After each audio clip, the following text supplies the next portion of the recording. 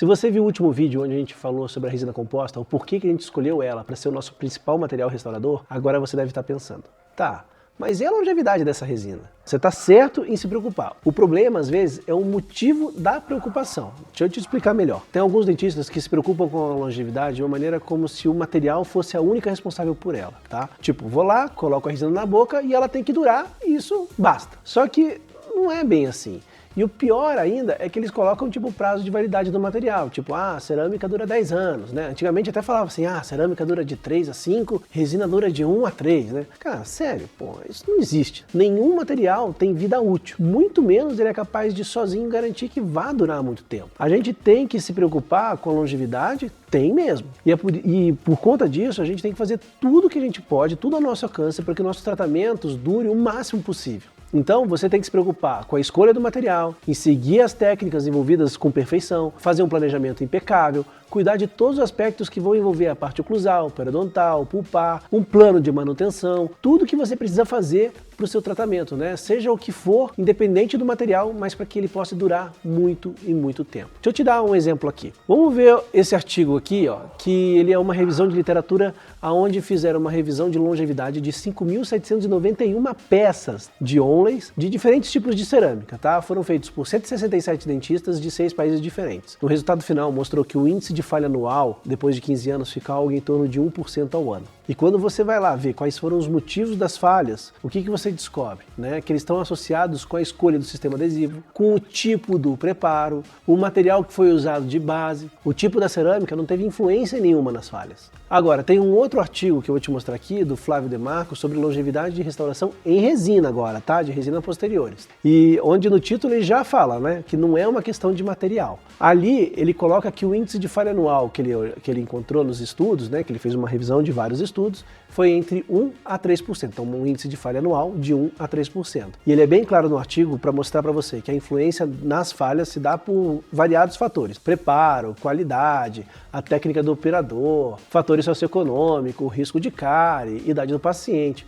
E os principais fatores de falha foram tanto cárie secundária como fraturas, só que essas fraturas não estão relacionadas ao material que foi utilizado para restaurar. Estão mais ligados ao tipo de preparo e principalmente ao material de base ou forramento que foi utilizado para fazer a restauração. Ou seja, quando a gente fala de longevidade, as técnicas utilizadas e o controle do tratamento, eles vão ter muito mais influência, né, muito mais impacto na longevidade do que o próprio material. Por isso, se você pegar um estudo comparativo de longevidade, por exemplo, tinha amálgama e resina, metalocerâmica e cerâmica, não importa que tipo de material, não importa se é dente anterior, posterior, se é técnica direta, indireta. Se tecnicamente eles forem bem executados, os fatores externos como hábito parafuncional, risco de cárie, tudo controlado, se você controlar a questão oclusal, os fatores periodontais, todos esses materiais, não importa que situação, como eu acabei de falar, vai ter um índice de falha anual muito parecido um com o outro. No final não tem diferença no índice de falha anual, ele é muito parecido, ele é o que muita gente considera estatisticamente insignificante, porque é uma diferença muito pequena quando tem entre um material e o outro. Agora, o que vai fazer realmente diferença é o tipo da falha, a possibilidade de ela ser reparável, ou se ela é catastrófica, ou seja, vai levar à extração do dente, também a facilidade do reparo, né? E exatamente por esses motivos que quando eu reabilito um paciente, por exemplo, com bruxismo, eu reabilito com resina, assim como tem um monte de autor que recomenda isso. E por que isso? Então, tipo assim, você foi lá e reabilitou um paciente com bruxismo, e foi lá e teve uma fratura. A culpa não foi do material, a culpa foi do bruxismo. Agora,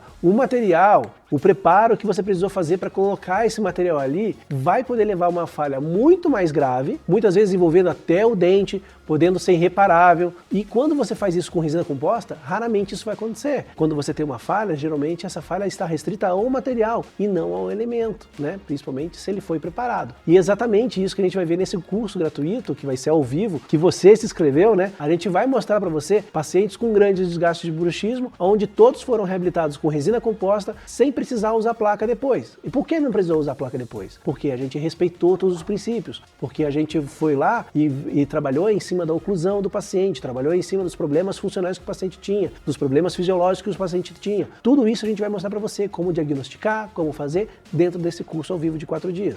E por isso, além de utilizar o material de forma correta, né, com a técnica certa, a gente tem uma atenção especial, tanto à fisiologia muscular como à oclusão, juntamente com a maneira que você vai usar o material, para poder devolver a melhor condição para aquele sistema, evitar falhas. Como eu disse, você vai ver tudo isso no curso. A gente também vai falar sobre manutenção das restaurações, né? Como eu disse, porque não adianta nada, né? Você fazer um tratamento e de repente já, tchau paciente, vai lá com Deus. Se você não acompanhar, vai falhar. Agora, se você fizer o acompanhamento certinho desse paciente, você vai evitar que as falhas aconteçam. Por isso, não vai perder o dia, a hora da nossa maratona, para você não perder nada disso que a gente vai dividir com você. Valeu!